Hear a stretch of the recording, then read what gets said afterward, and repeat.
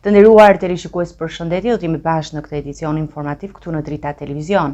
Ju njohim me zhvillimet e ditës. Kryeministri i vendit Edi Rama nga Berati prezantoi një model të ri të bashkëpunimit për bujqësinë, ku fermerët dhe bashkia do të bashkëdrejtojnë sektorin për të rritur fuqinë në treg. Rama theksoi investimet e bëra ndër vite dhe paralajmëroi politika të reja që mbështesin prodhimin vendas, agroturizmin dhe cilësinë e produkteve bujqësore shqiptare. Në një takim me sipërmarrës të agroturizmit dhe fermerë në qytetin e Beratit, kryeministri i vendit Edi Rama prezantoi vizionin e ri të qeverisjes për bujqësinë gjatë mandatit të 4 të qeverisës. Ai premtoi një model bashkëdrejtimi mes bashkive dhe fermerëve për të rritur fuqinë e këtyre të fundit në treg, duke e bërë bujqësinë edhe më konkurruese dhe të organizuar. Në vend të zhvilluara bashkitë janë aktor, janë pjesë, janë partner, janë ortak, bëjnë biznes. Pra nuk jetojnë vetëm me çfarë do japi qeveria, bëjnë biznes. Dhe çfarë do të thotë kjo? Dhe ne në mandatin 4 këtë do ta fuqizojmë jashtëzakonisht shumë. Sepse tani me këtë ligjin e financimit, 250 milionë euro, kjo është edhe më e mundur. Kjo do të thotë që bashkia, kur ka një problem me po themi 50 fermerë, kanë një prodhim, nuk arrin dot ta grumbullojnë si duhet. Lëre pastaj për ta punuar. Bashkia i bashkon këta dhe futet vetë dhe bëhet një shoqëri e përbashkët. Bashkia me 50, 60, 70, që mos them që bashkia bën shoqëri përbashkët ose bën një rrjet përbashkët me gjithë agroturizmat, për ato që tha Fatosi. Futet partnere dhe i jep një incentiv agroturizmat, i thot sa më shumë verë vendit shesësh, aq më shumë do marrësh x gjë nga unë. Në fokus ishte edhe agroturizmi, për cilën Rama tha se do të ndihmojë me politika të reja që të detyrojë hotelet dhe bujtina të ofrojnë produkte vendase. Ai prezantoi idenë për ngritjen e një muzeu të verës në Berat dhe solli një shembull personal. Po për hir të vërtetës kur vinë miq në të huaj etj, unë gjithmonë verë shqiptare për ta promovuar edhe për hir të vërtetës përmirësimi është i jashtëzakonshëm. Është i jashtëzakonshëm. Dhe në ndërkohë ti e di më mirë se unë që ka vera shqiptare tani që kanë filluar të hyjnë edhe në restorante jashtë. Kështu që dhe më shumë mund të penetrojnë në qoftë se ne do të dimë si ti promovojmë. Pra ka ardhur momenti tani që kemi çfarë themi. Ndërkohë ju përgjigj dhe kritikave politike dhe akuzave për projektet infrastrukturore në zonën e jugut të vendit, duke thënë se koha i solli këto investime. Në mënyrë ironike ju rikthye dhe lajmeve që kishin të bënin me fotot e tij në një plazh në jug të Francës. Këta të shajnë, slëngje pa thënë, më bën, çfarë bëjmë tani? Edi Rama i thot fëmijëve, më shikoni mua laguri, e kupton apo? Nuk kam, janë komplet edhe janë të papar fare. Më shikoni mua, i thotë, shkon atje i thot fëmijëve, më shikoni mua laguri. Ndërkohë që këta më nxorën mua. Çfarë të them unë? Edhe nuk e di. Pastaj shkojmë mbledhin njëri tjetrin atje dhe e pat dje. Ja fusin fjalëve në mes aty me vajza, me djem, me gra, me fjalëve më ekstreme, nuk e di. Edhe kanë të drejtë të tjerë thonë, po pse merresh me këta? Ç'a kemi me këta? Këta janë çuryk. Po, unë ç'a them? Rama nuk i kurseu kritikat ndaj medjave. Po nuk pate krimba brenda domate, nuk të vjen gazeta. Po pate domate me krimba, ti vetëm fol edhe të vinë gazetat tëra. Po i pate domate normal, nuk ka si interes të di se ç'a bën ti. Do me thonë. Në përmbytje u kërkoi fermerëve që të rrisin cilësinë, të investojnë në teknologji dhe të jenë të përgatitur për sfida që sjell antarësimin e Shqipërisë në Bashkimin Evropian, i cili sipas tij do të jetë faza e mbështetjes më të madhe për ta. Kreu i Partisë Demokratike Sali Berisha akuzoi kryeministrin Edi Rama se po shmang debatin politik, duke theksuar se ky veprim është një shqetësim për shoqërinë. Ai gjithashtu komentoi mbi politikën fiskale duke paralajmëruar se barra mbi çmimin e naftës do të jetë e ngjashme me atë që është në Kosovë. Berisha premtoi gjithashtu një zgjidhje të shpejtë për shqyrtimin e 230.000 dosjeve gjyqësore të pezulluara në bashkëpunim me Komisionin e Venecias. Në një bashkëbisedim me qytetarët përmes rrjeteve sociale, kreu i Partisë Demokratike Sali Berisha ka akuzuar kryeministrin Edi Rama për shmangjen nga debati politik, një veprim që ai e cilësoi shqetësues për demokracinë dhe transparencën në vend. Refuzon në mënyrë të prerë debatin publik me Sali Berishën. Unë përsëri e ftoj atë, jo se kam një dëshirë të veçantë që t'i jap dorën apo të përshtatem me Edi Ramën, por e bëj këtë pikërisht për hir të transparencës para qytetarëve shqiptar dhe interesit tyre. Ai ka bllokuar jo vetëm vetëm veten e tij, por ka bllokuar të gjithë kandidatët e tij, të cilët nuk lejohen të dalin me rivalët e aleancës për Shqipërinë madhështore, mbasi nuk kanë asgjë çka t'u servirin shqiptarëve si program dhe nuk kanë as justifikim për dështimet, vjedhjet dhe abuzimet masive që kanë bërë në 12 vite. Në lidhje me çështjen e taksave, Berisha komentoi politikën fiskale të qeverisë duke theksuar se barra e çmimit të naftës do të jetë e njëjtë si ajo në Kosovë. Asnjë diskutim nuk ka që barra fiskale mbi litrën e naftës do të zbres në nivelin e saj që ekziston në Maqedoni dhe në Kosovë dhe në Shqipëri nuk do shitet litër nafte me më shtrejt ose plus minus 10% të çmimit që ka në Kosovë dhe Maqedoni. Berisha deklaroi se po ndjek me shqetësim votën e diasporës. Por ne po bëjmë gjithçka për transparencën e votës tuaj dhe u kam bindje se viti 2025 të dashur miq do të jetë viti juaj. Viti me të cilin ju me votën vullnetin tuaj përcaktoni fatin e Shqipërisë në ndryshimin e madh. Një tjetër temë diskutuar nga Berisha ishte zgjidhja e një problemi të madh që ka të bëjë me dosjet gjyqësore të mbetura pezull. Ai premtoi se do të ndërmerrte një iniciativë të shpejtë në bashkëpunim me Komisionin e Venecias për shqyrtimin dhe zgjidhjen e 230.000 dosjeve që kanë mbetur pa një përgjigje dhe që për këtë arsye po mbajnë peng drejtësinë.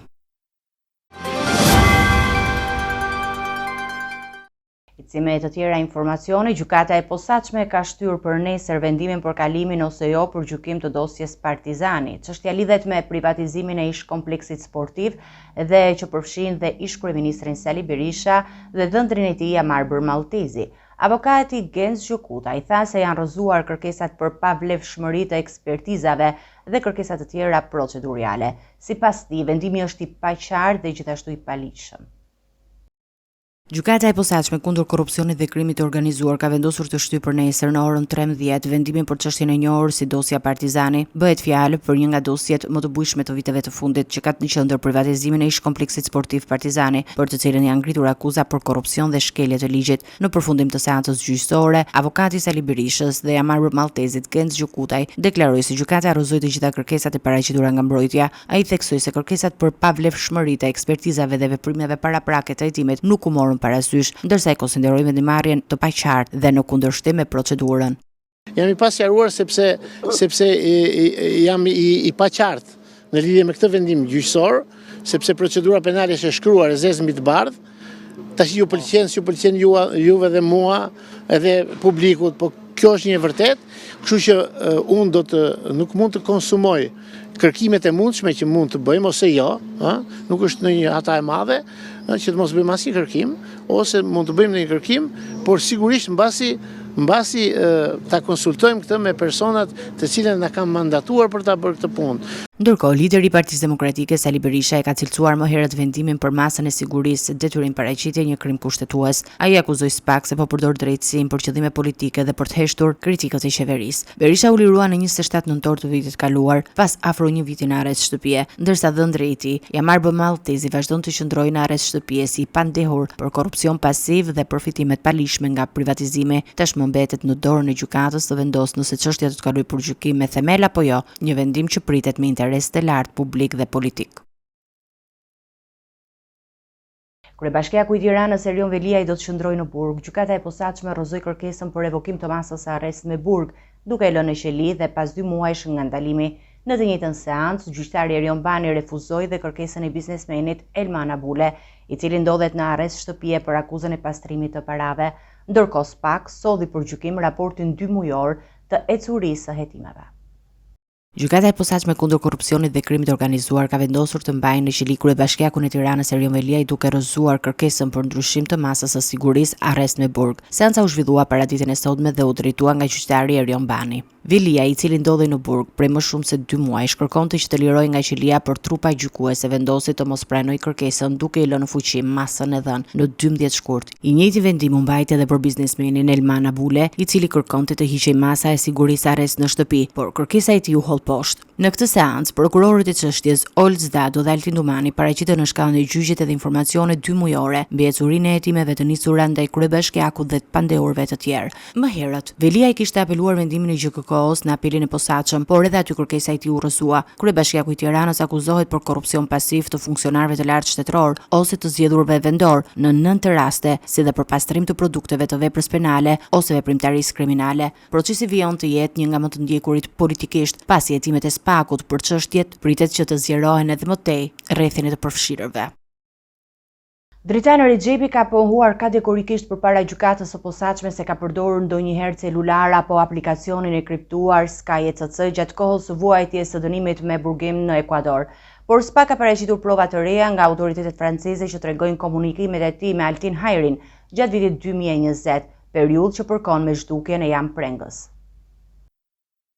Në një seancë gjyqësore me intensitet të lartë, Dritan Xhepi, konsideruar një nga figurat më të rrezikshme të botës së krimit të organizuar shqiptar, ka hedhur poshtë të gjitha akuzat për përdorimin e pajisjeve celulare dhe aplikacioneve të koduara brenda burgut në Ekuador. Përballë tokave të zeza dhe prokurorëve të posaçëm, Behar Dibra dhe Elida Kaçkini, Rexhepi deklaroi prerë se nuk ka pasur kurrë në zotim një celular gjatë kohës së dënimit të tij në burgun e huaj, as nuk ka komunikuar përmes aplikacionit të njohur të kriptuar Sky ECC, por ky pohim nuk zgjati shumë pa u sfiduar nga vetë SPAK. Në sallën e gjyqit, gjyqtarja Elida Kaçkini paraqiti prova të reja të ardhura nga autoritetet franceze, ku sipas saj dokumentojnë komunikime të drejtë për drejta midis Dritan Rexhepit dhe Altin Hajrit, një tjetër emër i njohur për drejtsinë. Mesazhet janë të datës 2020, pikërisht kur ndodhi zhdukja dhe më pas rrëmbimi i Jan Prengës, ngjarje për cilën Rexhepi po gjykohet si i përfshirë. Sipas akuzës, bisedat e zbuluara përmes Sky ECC hedhin drejtë mbi interesimin e vazhdueshëm të dy të dyshuarve për ngjarje të rëndë. Ato përmbanin detaje të rëndësishme që lidhet me zhvillimet pas rrëmbimit, veprime të koordinuara dhe tentativa për të menaxhuar informacionin mes palëve të përfshira.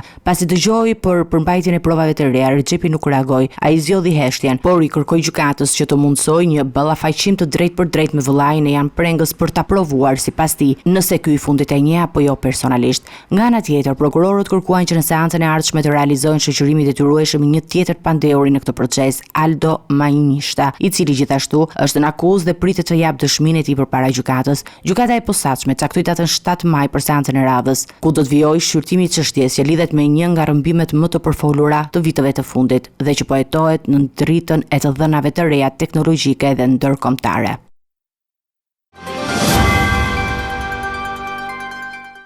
Prokuroria e posaçme ka shpadur pretencën për grupin e dytë të përfshirë në dosjen 5D. Për drejtoreshën e klubit sportiv Tirana, Debora Keci, SPAK kërkon një vit burg i cili reduktohet në 8 muaj për shkak të gjykimit të shkurtuar. Për 3 pandeurit e tjerë kërkohen dënime me burg dhe ndalimi i ushtrimit të funksioneve publike për 5 vite. Prokuroria e posaçme ka shpadur pretencën për grupin e dytë të pandehurve në kuadër të dosjes së njohur 5D, një hetim i theduar që ka përfshirë emrat e njohur të administratës dhe sportit. Në seancën e fundit gjyqësore, prokurori Klodian Braho ka kërkuar dënimin me një vit burg për drejtoreshën e klubit sportiv Tirana, Debora Keci, një dënim që për shkak të pranimit të gjykimit të shkurtuar reduktohet në 8 muaj. Përveç dënimit me burg për Kecin, u kërkua dhe pezullimi i dënimit me afat prove 2 vjeçar gjatë së cilës ajo nuk duhet të kryejë asnjë vepër tjetër penale. Gjithashtu, prokuroria ka kërkuar dhe një mas dënimi plotësues, ndalimi për të ushtruar funksione publike për një periudhë 5 vjeçare. Të njëjtat masa janë kërkuar edhe për 3 pandeurit të tjerë, Teuta Guri, Renaldo Gjerazi dhe Gentian Meraj. Për ta, SPAK kërkoi dënimin me 9 muaj burg, i cili reduktohet në 6 muaj pas aplikimit të gjykimit të shkurtuar. Edhe ato përballen me pezullim me afat 2 vjeçar dhe ndalim të ushtrimit të funksioneve publike për 5 vite. Mbrojtësit ligjor të pandehurve kërkuan kohë shtesë për përgatitjen e mbrojtjes dhe për këtë arsye, seanca e radhës është caktuar me datën 8 maj ora 12. Procesi vijon të jetë në fokusin e opinionit publik për shkak të përmasave dhe ndikimit që ka në administratën shtetërore dhe institucionet publike. 49 vjeçari Fadi Aluni, akuzuar për vrasjen e vajzës së tij Raja në Tiranë në muajin shkurt, është arrestuar në Liban pas një operacioni në bashkëpunim me Interpol Beirutin. Ngjarja tronditëse ndodhi në rrugën Gjon Muzaka, ku 24 vjeçari palestinez u gjete pa jetë me plagë të shumta thike. Gjykata e Tiranës kishte caktuar ndaj tij masën e sigurisë arrest me burg. Pas më shumë se një muaj kërkimesh ndërkombëtare, policia libaneze ka vënë në pranga 49 vjeçarin Fadi Alun, i dyshuar për vrasjen makabre të vajzës së tij 24 vjeçare Rayan Alun. Ngjarje që ndodhi në Tiranë në 27 shkurt. Arrestimi i tij u krye në Liban fal bashkëpunimit mes Interpol Beirut dhe policisë së shtetit shqiptar. Vajza palestineze, e cila kishte udhëtuar bashkë me Taatin nga Berlini drejt kryeqytetit shqiptar me 19 shkurt, u gjeta pa jetë disa ditë më vonë në një banesë me qira në rrugën Gjon Muzaka. Ekspertiza mjekoligjore zbuloi se viktima ishte goditur 3 herë me thik, një herë në kurriz, një poshtë shpatullës dhe një tjetër në pjesën e poshtme të barkut. Pas aktit të rëndë, i dyshuari u largua nga Shqipëria duke marrë me vete pasaportën dhe celularin e së bijës. Sipas hetimeve paraprake, rruga e ratisë së tij ka kaluar fillimisht nga Athina në Amsterdam për të përfunduar më pas në Liban, ku është kapur. Aktualisht strukturat shqiptare janë në kontakt të vazhdueshëm me autoritetet libaneze dhe Interpolin për të siguruar ekstradimin e tij drejt vendit tonë. Ngjarja u bë e ditur pas sinjalizimeve nga autoritetet gjermane pasi familja e Ryanit jetonte në Berlin. Eria kishte denoncuar më parë familjarët e saj për dhunë dhe kufizim të lirisë, ndërkohë që nëna e saj kishte bërë një kallëzim pranë policisë gjermane vetëm një ditë përpara zbulimit të trupit të pajet në Tiranë. Ajo kishte pohuar si kishte dhënë së bijës para për t'ia dorëzuar një personi që e shantazhonte për një video intime. 24 vjeçaria, e cila kishte qenë martuar dhe nënë e 2 fëmijëve në Liban, kërkonte të ndërtonte një jetë të re dhe të pavarur, por duket se kjo përpjekje për liri u ndërprer në mënyrë tragjike. Hetimet mbi këtë ngjarje të rëndë vazhdojnë, ndërsa pritet që ekstradimi i Fadi Alun të ndodhë në ditët në vijim për të përballur me drejtsinë shqiptare për veprën penale vrasje për shkak të marrëdhënieve familjare. Policia e Tiranës ka gjetur aparatin celular të Ilaria Sulës, 22 vjeçares shqiptare të vrarë në Rom nga ishi dashuri i saj Mark Samson. Celulari u zbulua në banesën e autorit në lagjen afrikane ku ndodhi dhe krimi. Hetuesit ndërkohë pritet i nënshtrojnë pajisjes ekspertizën për zbardhjen e detajeve të reja. Samson e përdori celularin e viktimës për të mashtruar familjarët dhe për të shtyrë dyshimet për zhdukjen e saj. Zhvillimet e reja kanë ndodhur për hetimet për vrasjen makabre të 22 vjeçares Ilaria Sula në Rom. Policia italiane ka gjetur celularin e saj në banesën e ish të dashurit Mark Samson, 23 vjeç. Pikërisht në këtë banesë, në lagjen e njohur si zona afrikane, ndodhi dhe krimi i rënd mes datave 25 dhe 26 mars. Burimet nga mediat italiane bëjnë me dije se vetë autori zbuloi vendodhjen e celularit përmes një bashkëpunimi me avokatët e tij. Hetuesit kanë sekuestruar pajisjen, e cila pritet i nënshtrohet një ekspertizë të plot teknike me shpresën për të zbuluar më shumë rreth asaj që ndodhi në orët e fundit të jetës së Ilarias. Eria me origjinë shqiptare ishte studente në Universitetin Sapienza të Romës. Ajo u godit me thik nga Samson brenda banesës së tij, ku dyshohet se në ato momente ndodheshin edhe prindërit e autorit. Pas krimit të rënd, ai vendosi trupin e pajet të Ilarias në një valiçe dhe hodhi në një zonë të pyllëzuar ku u gjet pas disa ditësh në 2 prill. Por ajo që tronditi më tej opinionin publik ishte fakti se autori përdori celularin e viktimës për dërguar mesazhe dhe për të bërë postime në rrjetet e saj sociale. Qëllimi i tij ishte të mashtronte familjarët dhe miqtë e Ilarias, duke bërë të besonin se ajo ishte ende gjallë për të fituar kohë dhe për të shmangur çdo dyshim. Ndërkohë, hetimet vazhdojnë për të zbardhur të plot motivin e këtij krimi të rënd që ka tronditur jo vetëm komunitetin shqiptar në Itali, por edhe mbar opinionin publik. Apeli i posaçëm ka prishur vendimin e gjykatës së shkallës së parë për dënimin e Erion Kasmit dhe Julian Xhafës, të akuzuar për mashtrime me miliona euro përmes call centerit. Tashmë gjykata do të rigjykohet nga një tjetër trup gjykuese. Të dy u konsideruan fajtor për mashtrimin e qindra qytetarëve europian, por vendimi i fundit i hap rrugën për rishikim të çështjes. Skema miliona euroshe e mashtrimit përmes call centerave në zemër të Tiranës ka hyrë në një fazë të re gjyqësore. Apeli i posaçëm ka vendosur rrëzimin e vendimit të shkallës së parë për dënimin e 2 pandehurëve kryesor të këtij procesi, Erion Kasmit dhe Julian Xhafës.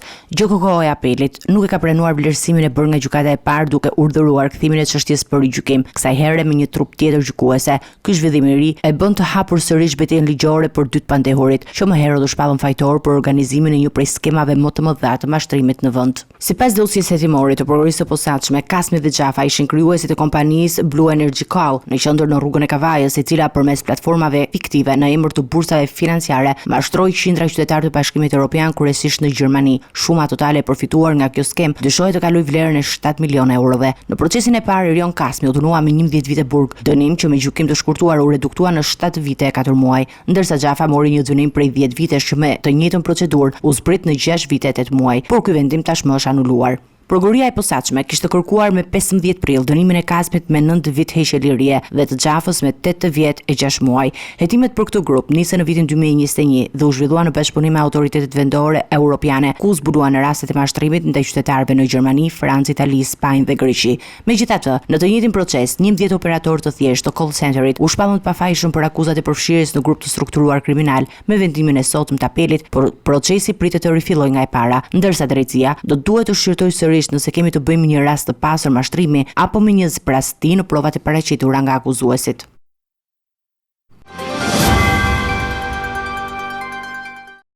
Një tjetër rast i trafikut të drogës nga Shtetet e Bashkuara të Amerikës drejt Shqipërisë është goditur nga policia e Tiranës. Një shtetas italian u arrestua në flagrancë teksa merrte një pako me 475 gram kanabis me përqindje të lartë THC-je. të trafikuar përmes postës. Në banesën e tij u sekuestruan edhe 442 gram të tjera para dhe celular. Një tjetër goditje trafiku të drogës me origjinë nga SBA-ja është regjistruar në kryeqytet. Policia e Tiranës ka vënë në pranga një shtetas italian i cili u kap në flagrancë teksa po merrte një pako të ardhur me postë që përmbante 475 gram kanabis sativa me përqindje të lartë të substancës aktive THC. Operacioni është zhvilluar nga sektori për hetimet narkotike në bashkëpunim me forcat e posaçme operacionale të Policisë së Tiranës, Komisariatit Policisë së Rinas dhe Qendrës Tranzite në postën shqiptare. Pakot e dyshimta ishin identifikuar si pjesë një rrjeti të trafikut ndërkombëtar të lëndëve narkotike. Gjatë kontrollit në banesën e të arrestuarit u gjetën dhe u sekuestruan edhe 442 gram të tjera të së njëjtës lëndë, një shumë e konsiderueshme parash se dhe 7 aparate celulare. Sipas policisë, vlera e kanabisit të sekuestruar kap shifrën e 20.000 eurove në tregun e zi. Hetimet që çuan në arrestimin e shtetasit italian janë kryer nga prokuroria pranë gjykatës së shkallës së parë në Tiranë. Autoritetet nuk përjashtojnë mundësinë që ky rast të jetë i lidhur me operacionet Pako 1 dhe Pako 2 të zhvilluara ditë më parë në Tiranë dhe Shkodër, ku arrestuan 3 personat për të njëjtën porositës i pakove me drogë. Ndërkohë, hetimet vazhdojnë për të zbuluar hallkat e tjera të zinxhirit të trafikut që dyshohen se operojnë mes SBA-së dhe Shqipërisë përmes dërgesave postare. Autoritetet paralajmërojnë se do të ketë të tjera arrestime në ditët në vijim. Do të ecim me të tjera informacione, do të kalojmë në zhvillimet nga rajoni. Për herë të 5 me radhë ka dështuar seanca konstituive e Kuvendit Kosovës pasi Albulena Haxhiu u propozua nga lëvizja vetëvendosje, por nuk arriti të zgjidhet kryeparlamentare. Me 57 vota pro, 46 kundër dhe 3 abstenime, votimi nuk kaloi pragun e nevojshëm. Kryesuesi i seancës Avdi Dehari vendosi ndërprerjen e saj, ndërsa seanca e radhës është caktuar për të premten. Në Prishtinë, për herë të 5 me radhë ka dështuar përpjekja për të konstituar Kuvendin e ri të Kosovës dhe për të zgjedhur kryetarin e tij. Lëvizja vetëvendosje e ka propozuar sërish Albulena Haxhiun për postin e kryeparlamentares, por edhe këtë herë ajo nuk arriti të sigurojë votat e nevojshme për të zgjedhur. Në përfundim të votimit të fshehtë, rezultati ishte 57 vota pro, 46 kundër dhe 3 abstenime, çka bëri që procesi të dështojë. Kryesuesi i seancës, Avni Dehari, vendosi të ndërpres punimet me njëherë pas shpalljes së rezultatit, duke caktuar të premten në orën 11:00 si afatin për mbajtjen e seancës së ardhshme. Ky bllokim vjen në një moment kur vendi ka nevojë për funksionalitet institucional dhe drejtim politik të qartë. Partitë opozitare kanë qenë të qarta edhe përpara nisjes së kësaj seance. Kryetari i AK-s, Ramush Haradinaj, u shpreh se posti i kryetarit të kuvendit nuk duhet të jetë çështje politike, por kërkon bashkëpunim dhe konsensus. Ai theksoi se nëse vetëvendosje nuk i ka numrat e nevojshëm, duhet të hapë rrugë për konsultime me opozitën. Në të njëjtën linje ishte edhe kryetari i LDK-s, Lumir Abdigjiku. Ai deklaroi se qëndrimi i partisë së tij nuk ka ndryshuar dhe se është detyrë e partisë fituese të ofrojë një kandidat që mund të pranohet nga të gjithë, duke theksuar nevojën për konsensus dhe stabilitet. Ndërsa seancat e kuvendit vazhdojnë të prodhojnë dështime, mbetet e paqartë se kur dhe si do të zgjidhet ngërçi institucional që po e mban të paralizuar punën legjislative në Kosovë.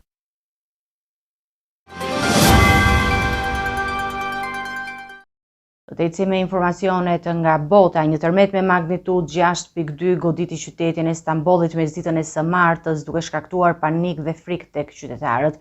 Epiqendra ishte në zonën e Silivrisë, rreth 80 kilometra nga qendra e qytetit, në një thellësi të ulët që e bëri lëkundjen të ndjehej gjërësisht.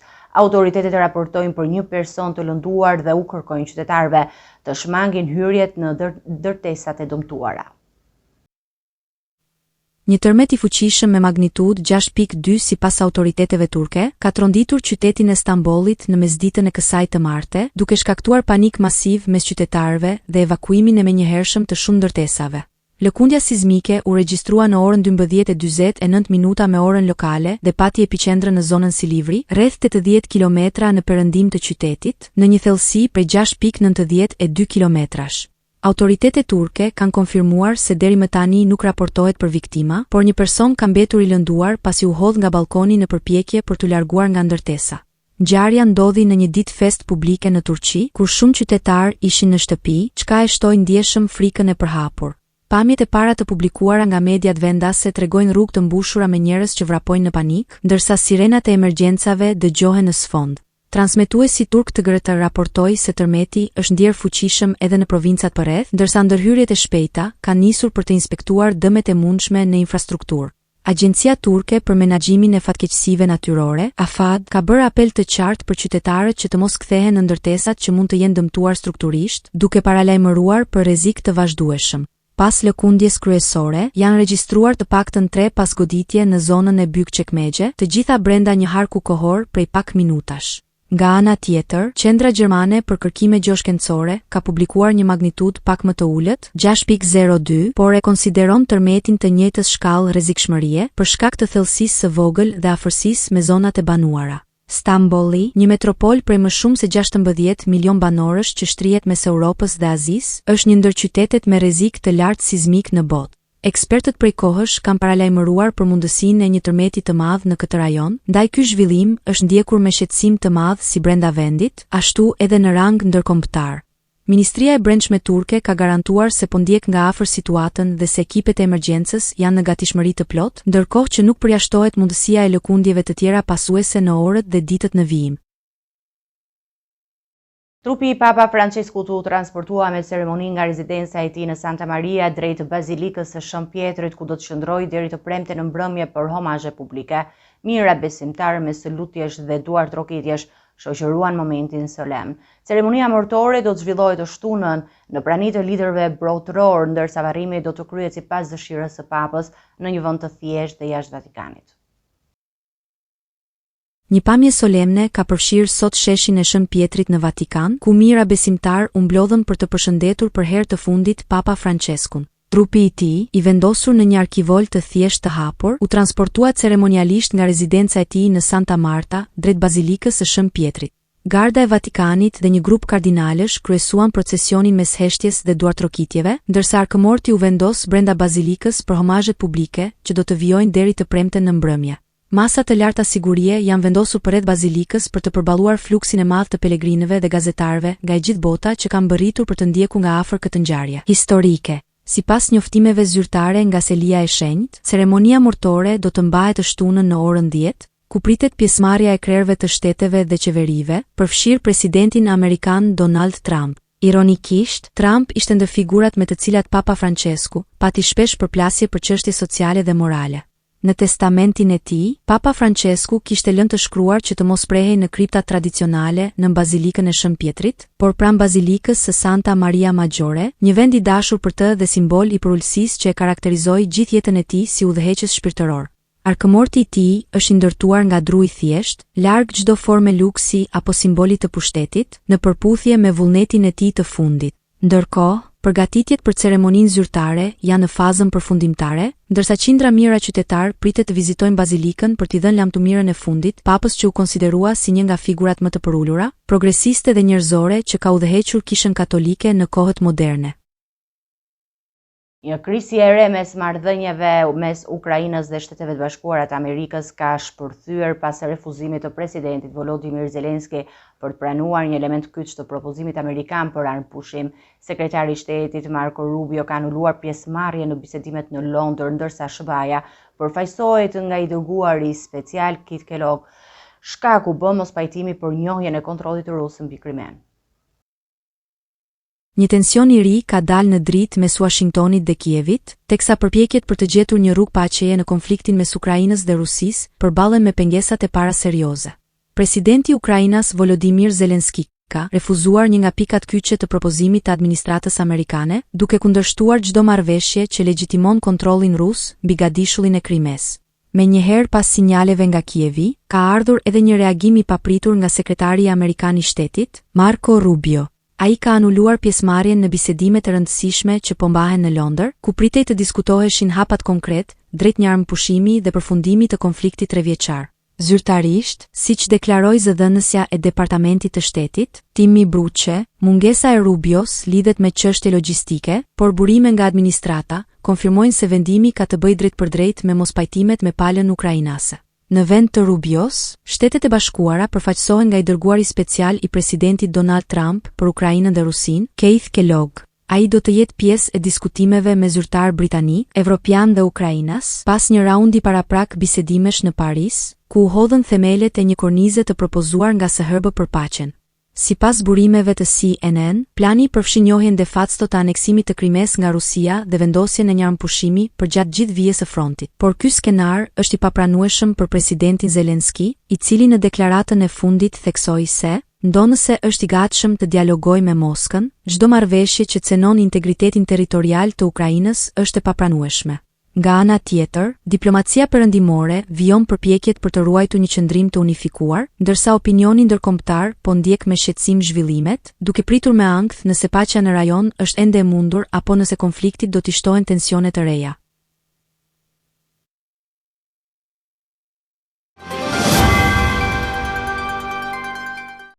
Të nderuar televizionistë, do të njihemi me parashikimin e motit.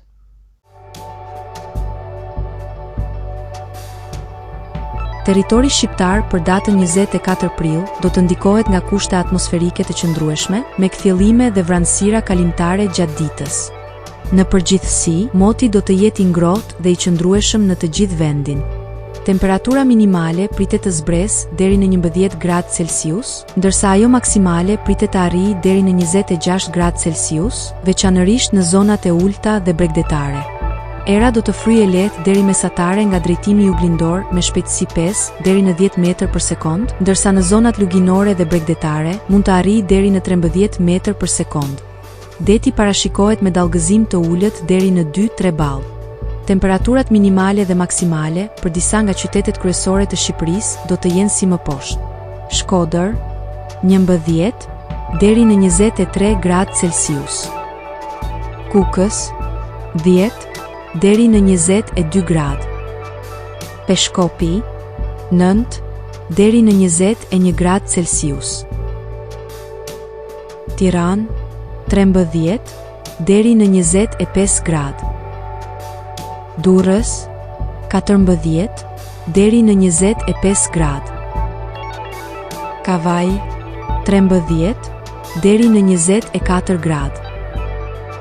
Elbasan 12 deri në 25 gradë Celsius. Berat 12 deri në 26 gradë. Korç 9 deri në 20 gradë. Vlorë 15 deri në 24 gradë Celsius. Gjirokastër 14 deri në 25 gradë. Sarand 15 deri në 24 gradë Celsius. Territori i Kosovës për datën 24 prill do të karakterizohet nga mot pjesërisht i vranët, me periudha me diell gjatë paradites dhe mundësi për rreshje të lehta lokale në pasdite në zonat kodrinore. Temperatura minimale do të zbresë deri në 9 gradë Celsius, ndërsa ajo maksimale do të arrijë deri në 21 gradë Celsius. Era do të fryjë lehtë nga drejtimi verilindor me shpejtësi 4 deri në 9 metër për sekond dhe her pas here në lugina mund të arrijë deri në 12 metër për sekond. Temperaturat minimale dhe maksimale për disa nga qytetet kryesore të Kosovës do të jenë si më poshtë. Mitrovic 9 deri në 20 gradë Celsius. Podujev 9 deri në 20 gradë.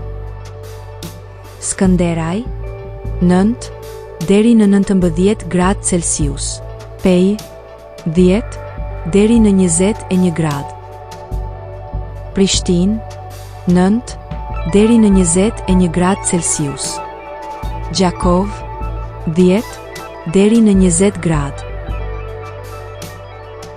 Malishev 10 deri në 19 gradë. Gjilan 9 deri në 20 gradë.